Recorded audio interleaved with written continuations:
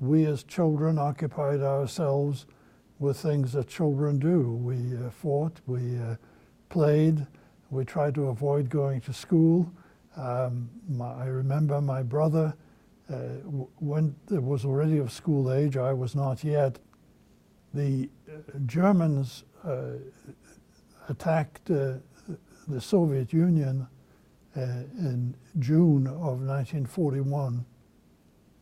And I do remember the thunder of tanks coming in.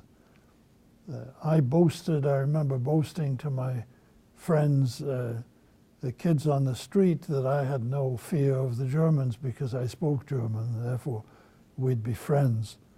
I was 6 years old at the time, and but I remember distinctly being chased out of our house, Jews being forced to scrub the cobblestones with toothbrushes.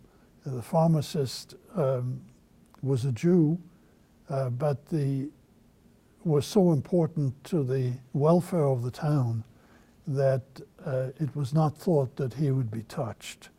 And therefore, my brother and I were given instructions that if we were hauled out, we were to just run away and run to the pharmacy.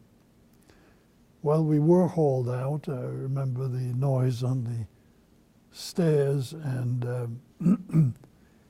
and the only reason I think I remember this incident so vividly is that my brother immediately obeyed and ran to the pharmacy, and I, in my very stubborn way, said absolutely not, and I refused, and I stood my ground, and I felt very good about not having given in, and I think that's why I remember this incident. I also remember when we came back home to my grandparents.